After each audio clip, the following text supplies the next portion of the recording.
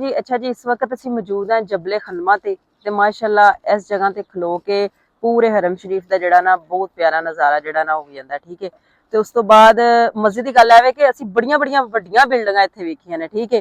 ਤੇ ਉਹਨਾਂ ਨੂੰ ਅਗਰ ਦੇਖੀਏ ਨਾ ਇਨਸਾਨਾਂ ਦੀ ਬਣਾਈ ਤਖਲੀਕ ਹੈ ਤੇ ਇਹ ਸਾਡੇ ਰੱਬ ਦੀ ਬਣਾਈ ਤਖਲੀਕ ਹੈ ਜਿਸ ਪਹਾੜ ਤੇ ਅਸੀਂ ਖਲੋਏ ਆ ਇਹਦੇ ਅੱਗੇ ਉਹ ਕੁਝ ਵੀ ਨਹੀਂ ਬਿਲਕੁਲ ਛੋਟੀਆਂ ਡੱਬੀਆਂ ਨਜ਼ਰ ਆ ਰਹੀਆਂ ਨੇ ਮਾਸ਼ਾਅੱਲਾ ਇੱਧਰ ਮੱਕਾ ਟਾਵਰ ਨਜ਼ਰ ਆ ਰਿਹਾ ਉਸ ਤੋਂ ਬਾਅਦ ਜਿਹੜਾ ਨਾ ਮਸਜਿਦ ਮੁਜ਼ੰਮਲ ਭਾਈ ਸਾਨੂੰ ਇਹਦੇ ਬਾਰੇ ਆਗਾਹ ਕਰਨਗੇ ਭਾਈ ਚਲੋ ਤੁਸੀਂ ਆਗਾਹ ਕਰੋ ਇਹ ਨਾ ਬਾਈ ਇਮਰਾਨ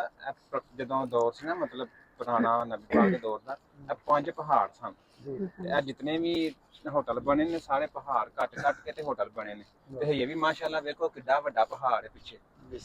ਕਿੰਨੀ ਕੁ ਉਚਾਈ ਹੈ ਇਹ 50 20 ਮੰਜ਼ਲ ਹੋਟਲ ਨੇ ਜਿਹੜੇ ਥੱਲੇ ਰਹਿ ਗਏ ਨੇ ਪਹਾੜ ਬਿਲਕੁਲ ਇੰਜੀ ਗੱਲ ਹੈ ਤੇ ਮਾਸ਼ਾਅੱਲਾ ਅਸੀਂ ਇੱਥੇ ਆਏ ਆ ਤੇ ਹਸਨ ਵੀ ਖੂਬ ਸਾਰਾ ਜਿਹੜਾ ਨਾ ਇੰਜੋਏ ਕਰ ਰਿਹਾ ਹੈ